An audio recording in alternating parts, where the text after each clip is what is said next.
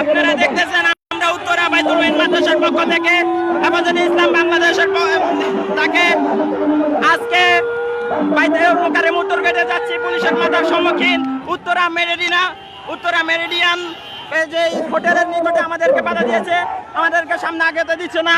বিক্ষুব্ধ জনতা রাস্তা আটকিয়েছে। আপনারা যার যার জায়গা থেকে প্রতিবাদ করুন। পুলিশ আমাদেরকে সামনে এগোতে দিচ্ছে না।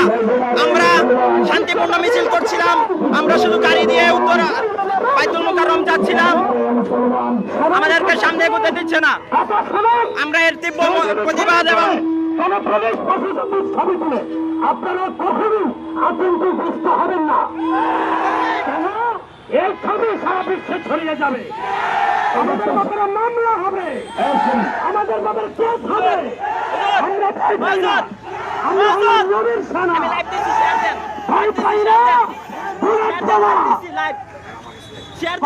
কোনো আতঙ্কগ্রস্ত হবেন না,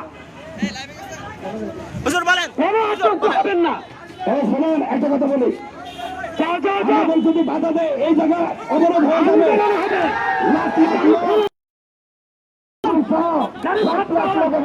আসবে কোনো বাধা থাকবে না।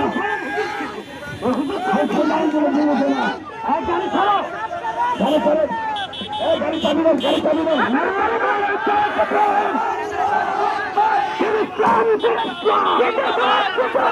আজকের মহাসমাবেশ, আজকের খেলার কর্মসূচি আমাদেরকে এগোতে দিচ্ছে না। আমরা বিক্ষুব্ধ জনতা রাস্তা আটকানোর পর এখন তারা দিতে বাধ্য হয়েছে, এখনো পর্যন্ত তারা আমাদেরকে যাইতে দিচ্ছে না। উত্তরা বাইতুল মুইন মাদ্রাসার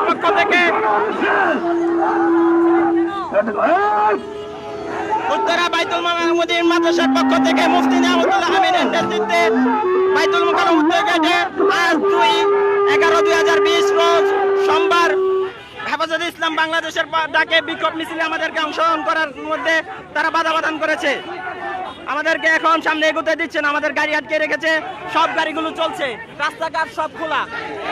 এয়ারপোর্টের অধীনে মেরিডিনা হোটেলে এখানে আমাদেরকে আটকে রেখেছে। এই যে পুলিশ প্রশাসনের বিরুদ্ধে আমরা তীব্র